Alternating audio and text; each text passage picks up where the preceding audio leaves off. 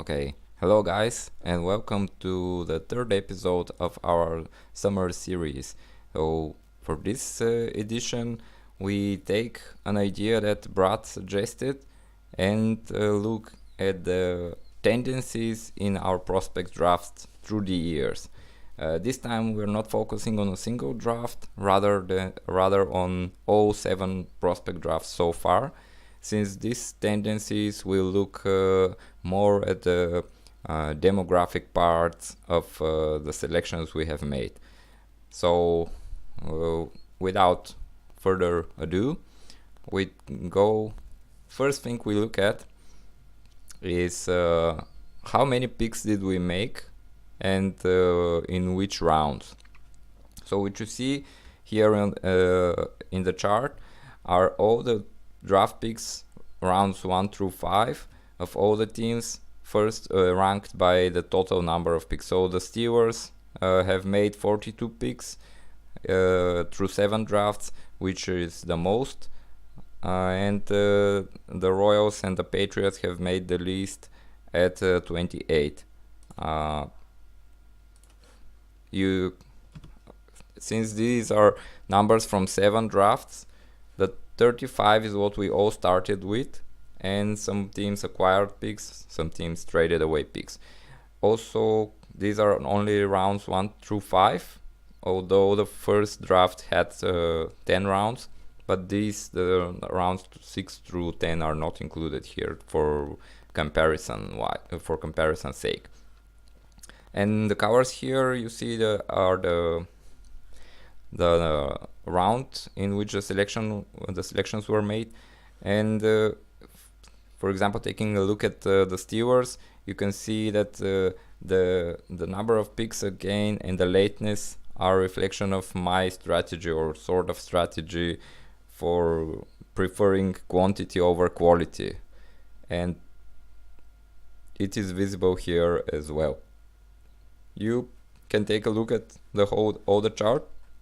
I think it is interesting to check out the distribution and how people approached the draft. So, for example, the Sour Bears, formerly the Macon Whoopie, they have the most selections in the top 2 rounds. And if we look round per round, the Ramparts have made the most selections in the first round throughout the years, 11 picks. Then the Orlando franchise with 12 in the second. Montreal preferred the third with 11 picks. The fourth round was the most preferable option for the Upper Canada Patriots and the Steelers. And Sparta has the most picks so far in the 5th round.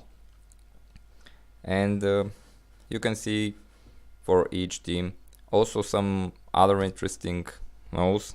The teams who threw big bombs in the same round. We all remember recently the Ghosts had 6 rounds in the 6 picks in the first round. And they traded away 1, and they actually made 5 picks in the first round in this year's draft. And Orlando had 5 picks in the second, also this year.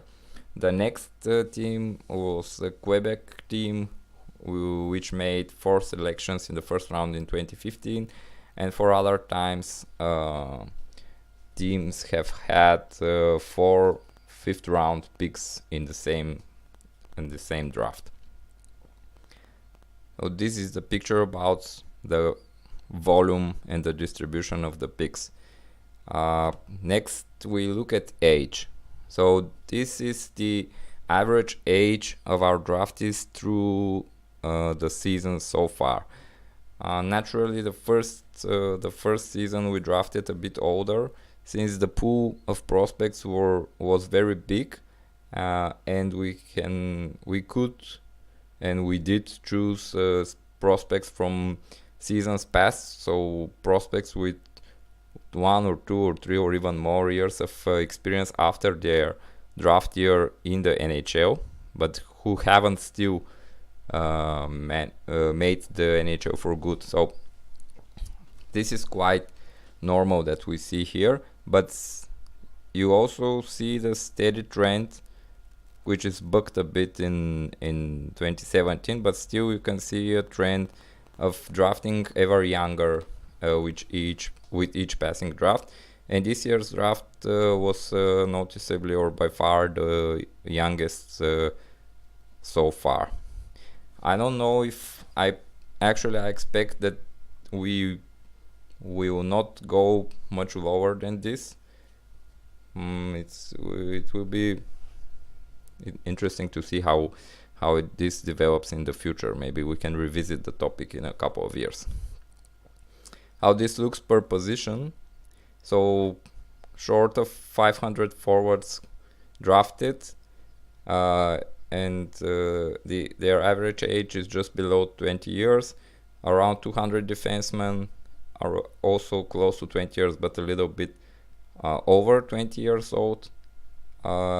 These ages are pretty much in the same ballpark, but when you look at the goalies, they are naturally a lot older when drafted. So this is close to 2 years compared to the forwards, and this is a normal trend that can be expected when talking about young goalies, which are very hard to predict. So each year of experience allows for a bit better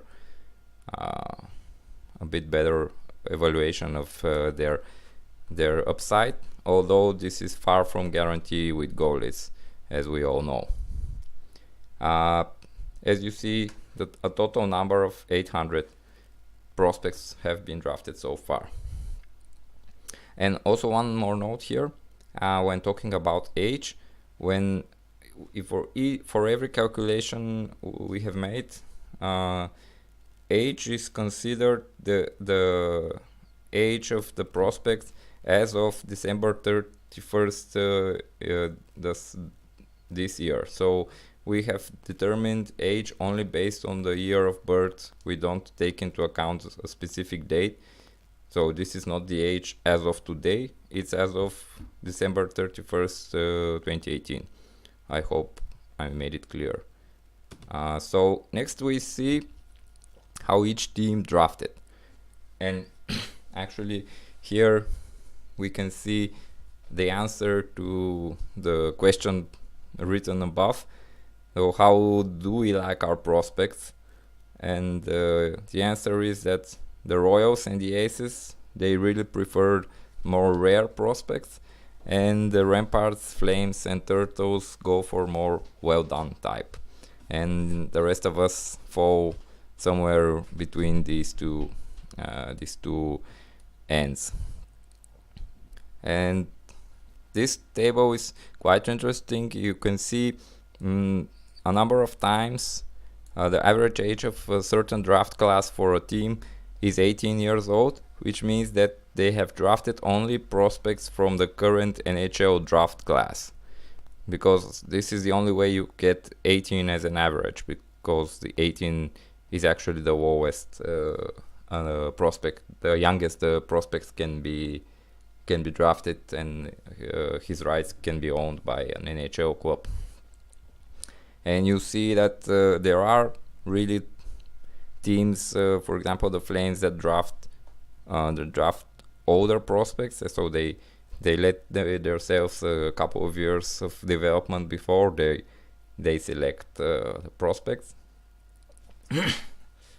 From these numbers, I wouldn't say there is a clear trend. I don't think you can draw a conclusion from this that it is better or worse to go younger or the other way. It pretty much depends on the preference and the strategy you try to follow as a owner of the certain club.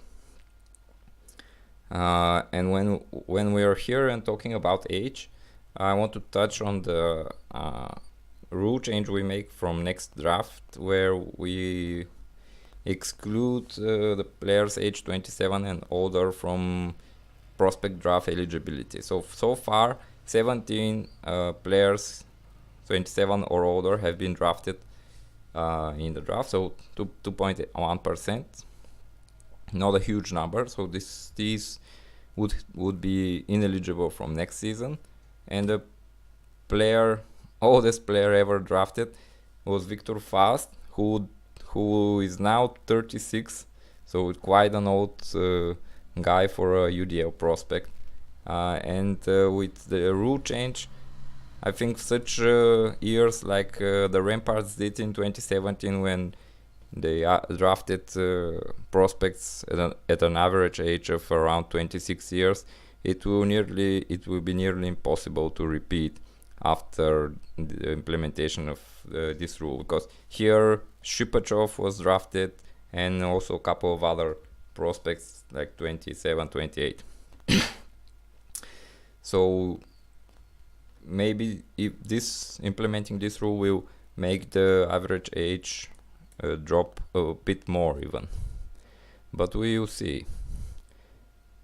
Next we take a look at the nationalities, or more like place of birth, but they pretty much the same.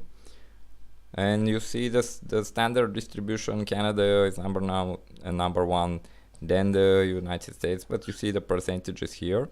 The percentages, you see that the Canadian draftees are far below half of the draftees, so they are losing, so to say, ground, and it is really not the league as a whole is not as Canadian as it used to be, and especially as it used to be a lot of years ago, like in the original 6 era. And here are the Euros, so the rest of Europe, and these are the countries that have at least one player drafted from. The most are Swiss, then Germans, then the Danes, and so on. Even the Bulgarian flag is here thanks to Georgiev.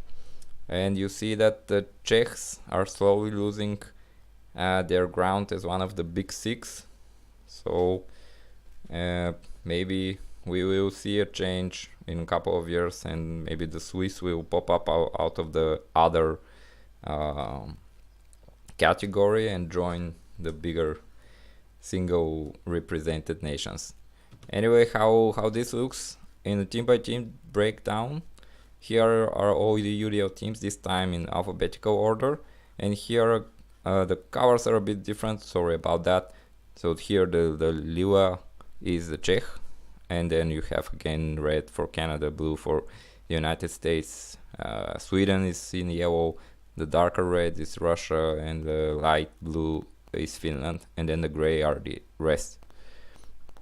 And you see here again the different tendencies and different strategies. So the flags here represent which team drafted the most out of the respective nation or region. And you see that Hearst, and formerly the Detroit franchise, they love their Canadians. Second in this regard, fittingly, are the Upper Canada Patriots. And also the Scouts, the same, or nearly the same. Then the most Americans were drafted by the Steelers, surprisingly for a European team with an European GM. But it seems I love Americans, although I didn't know it until I saw this graph. Now next, Lin Shupin naturally drafts the most Swedes, and also not only Swedes but all other Europeans, not only other Europeans here, but also many Russians and Finns and so on. So the Bratz team is the one with the lowest number of North Americans, the only one who has drafted below 50% North American prospects. And the only teams that come somewhat close are the Ghosts, who are also the second, and the Grizzly Adams, who also draft a lot of Europeans. You can see for yourself where your team ranks and where other teams rank. You see, not all of the teams have drafted even a single prospect from the other European countries. There are a couple who drafted none of them.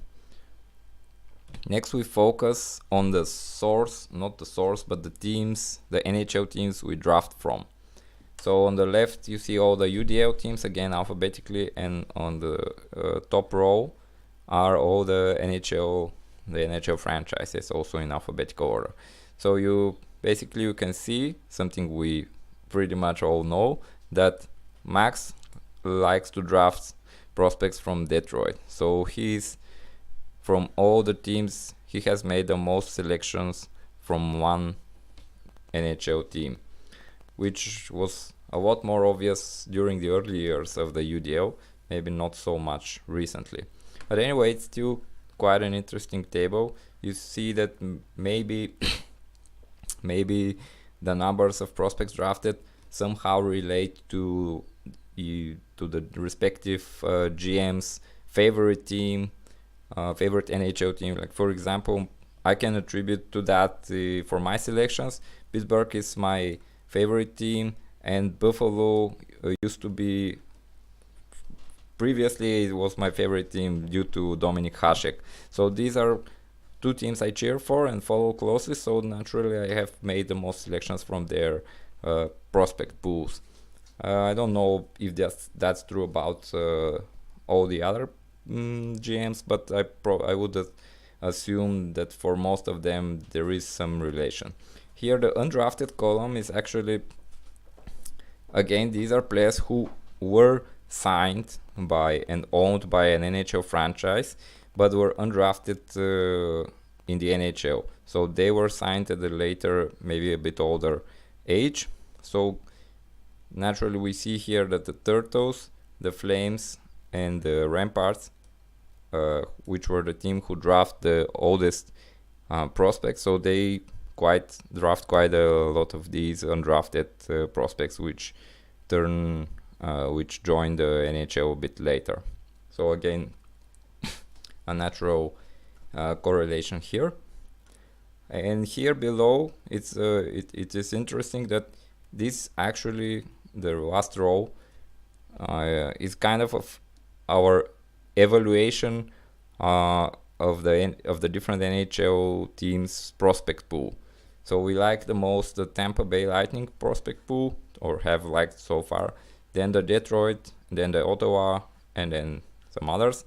And the least liked are the Rangers and the Washington Capitals, which if you think about it, it's quite normal, since the Rangers are now, I don't know if in rebuild mode, but they were out of the playoffs. But before that, they were a contender pretty much every year. Same can be said for the Capitals and the Penguins and the San Jose Sharks, which all are teams which have a shallow prospect pool just because they draft late in the NHL. So this is quite natural. The New Jersey Devils here are a bit of an outliner, which they haven't been really a strong team in the NHL, but their prospect pool was also not really attractive for years. So this is an example of maybe bad management at the NHL level, which seems to be changing in the last 3 seasons. So this is also quite interesting and interesting to study for yourself if you want and have the time. And towards the end we have some random facts, mostly related to height and weight, since these also were included in the data I collected. But first, we already saw the nationalities and the distribution per nation. But how does this reflect the development path? So naturally, most of the Canadians would go through the Canadian major junior route towards the NHL, and most of the Americans will go through the NCAA route. But what you see here is that the part of the CHL and the NCAA is a bit larger than the combined share of Canada and the USA. So basically what you can see here is that many European prospects choose to go overseas earlier and join the major junior route or the college route to improve their chances of making the NHL. And I think this trend will only continue in the coming years, and more and more Europeans will try to do this. And what I said already about the height. So from this is again not about all the teams, just the draftees of the team. So the Upper Canada Patriots and the Chilliwack Royals have the highest average height of their draftees. So they're the only teams who average at 6'2", and the shortest or the smallest teams are the Sparta Warriors and the Hanover Turtles, which were the only two teams that averaged just below 6 foot as an average height. Just below 6 foot, but still worthy of mentioning. And these are the single draftees who were the tallest and the shortest, as you see, Johnny Goodrow and Rocco Grimaldi. So we all know one of them managed to overcome the height deficiency and the other not so well. And here are the long, all of them defensemen here. And actually, I don't see many of them as even established NHLers. We'll see about Stanley in a couple of years, I guess. So connecting the height with the leagues, I noticed an interesting trend that prospects drafted from Europe, and this includes all the rest of the leagues which are not Russian, Finnish and Swedish. So like from the Swiss league or from the Czech league are noticeably higher than the other prospects, and this is the average height. So, and this is not 6'5", just 6.05 in mathematical sense. Not this is 5 here is not inches. Anyway, so it seems that the NHL teams and our UDL teams draft European players but more because of their height.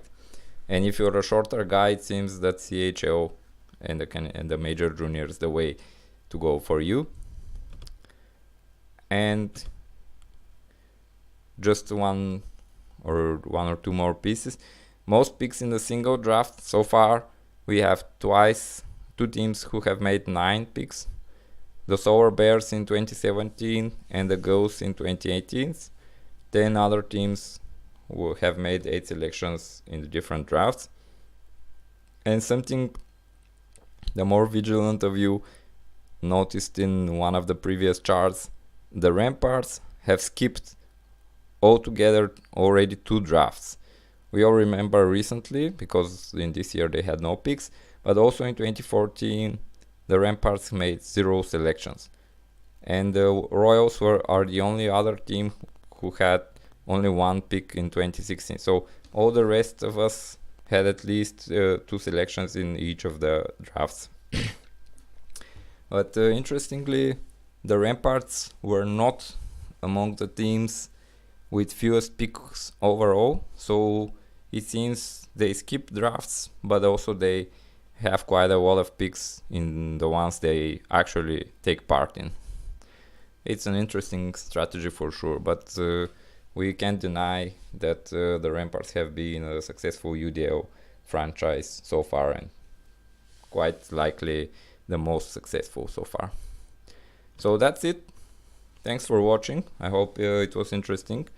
I think this would be the last of the summer series videos for this off season, as we get closer towards the end of the August, and we can actually get rolling on with our other off-season stuff, like the auction, which is a really exciting moment for the league. So I'll keep you posted all through the league message board and the chat and mail and everything. So if you have any comments, suggestions, you can chat it up, and I'll be looking forward to seeing that. And thanks, and bye bye.